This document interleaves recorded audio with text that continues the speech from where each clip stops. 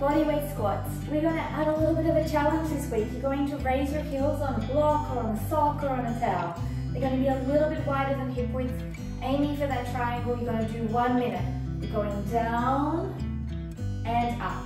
How low you go depends on your stability in your ankles and your knees, the pain if there is any, and also your comfort level. So you can go halfway down, quarter way down, all the way down. If you are not feeling comfortable by raising your heels, then please just go back to normal bodyweight squats. Remember that when you do the bodyweight squats, there's no pushing of the bottom back. You're pulling the pelvis bone up, and that means your core comes up and in. The contraction of your core is about this percentage of effort, so 35 to 50% contraction. When you go down, you're creating a nice triangle through here as you go down and sit down like you're about to sit into a chair, but not with your bottom back. Again, slight tuck of the pelvis. Keep the core engaged. Keep the weight in the big toe, little toe and heel. 1 minute. Last time I gave you 1 minute of push-ups and I showed you some alternatives with regards to arms out wide, tricep, your V push-ups, your clap push-ups on your knees. This time we're going to add blocks if you're up for the challenge. You're going to place the blocks a little bit wider than that width apart. So your arms are about this width apart. Then you're going to extend one leg, extend the other leg, tuck the pelvis, raise up and opening your scapulars. Lean forward a little bit. Head in neutral position, but lengthen your neck by pushing your chin back into a chin tuck. Then from there, you're going all the way down nice and slowly, keeping that straight line, holding here, and pushing up. If you can't do it in the full push-up, you do the same with your knees down, and pushing up.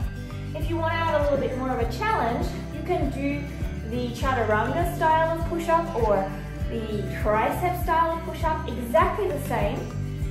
Set up, lean over a little bit, tuck your pelvis, pull your belly bone, your belly button into your spine, your pelvis in and up, open your scapulars, and then elbows by your side as you go down, head in neutral position, slight chin tuck to lengthen the neck, all the way down, holding here, smile at the bottom, pull those ribs in, and pushing up. So it's nice and slow and controlled. Again, you can take off these blocks, lessen the depth. This is going to add more strength if you add the depth. And again, you can either go to your knees or not. 1 minute. We're going to do reverse lunges. Again, I'm going to add the block. So I'm going to place one foot on the block, starting here at the start. Keep your hips even, and as you go, you step back. Balance here. Big toe, little toe is here. We're not pushing our knee driving forward, we're driving back into the bottom leg, bringing it as low as possible to the knee just about to the ground. You're going to make sure your pelvis is pulled in and up, so you're going to feel a hip flexor stretch. You're going to make sure your ribs are in, and you're either going to be up tall or lean forward slightly to add a little bit more glute movement. And back. So the real pace is here, and back. Okay, 1 minute. You can also take off the block, making sure you note with your hips that you want to make sure that one hip is not raised.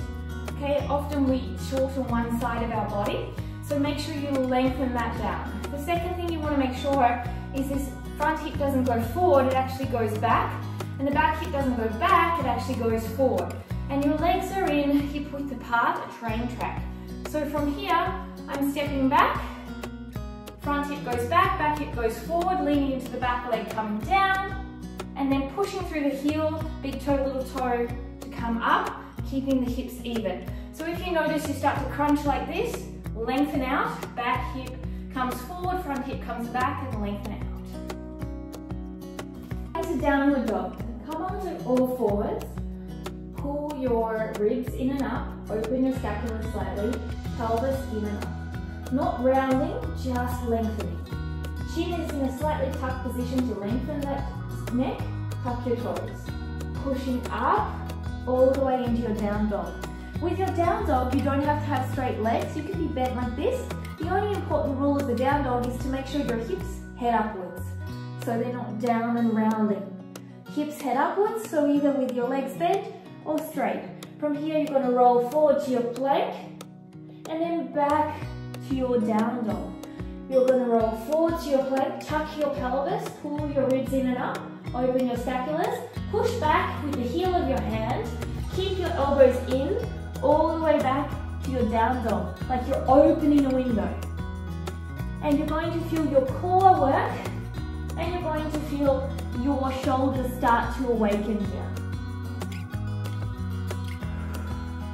You can have a slight bend to your elbows as you push up to make more engagement in the shoulders.